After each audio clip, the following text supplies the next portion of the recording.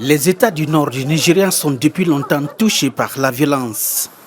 Des hommes armés profitent pour lancer des attaques, piller des villages, voler du bétail et même des enlèvements contre rançon. Le gouvernement du président Muhammadu Buhari vient donc de qualifier les activités des bandits armés d'actes de terrorisme. Ce que nous espérons, et j'utilise le mot espoir parce que tout dépend de la volonté du gouvernement, sera premièrement d'identifier les groupes criminels, leurs membres, leurs sponsors, comment ils sont financés.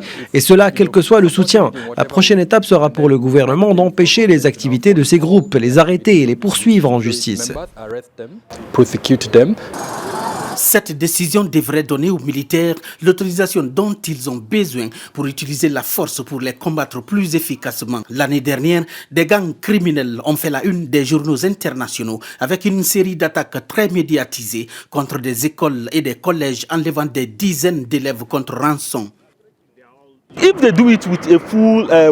Je pense que les militaires peuvent atteindre leur objectif s'ils le font avec détermination. Notre armée nigériane est l'une des meilleures en Afrique, mais il existe des petits groupes armés qui tentent de semer la zizanie. La plupart des problèmes au Nigeria sont à cause de la politique.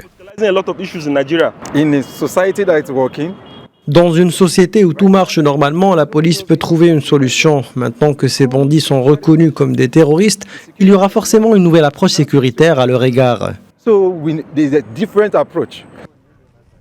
Les forces de sécurité mènent depuis un certain temps maintenant une répression, notamment des raids aériens et la coupure des lignes téléphoniques dans certaines parties du nord-ouest du pays, dans le but de chasser les gangs criminels de leurs cachettes forestières. Cet homme pense que la solution à la crise repose sur les autorités.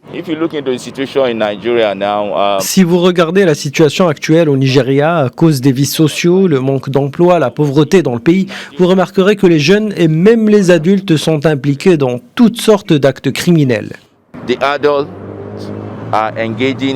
Le tribunal d'Abuja a rendu une décision similaire concernant les gangs criminels.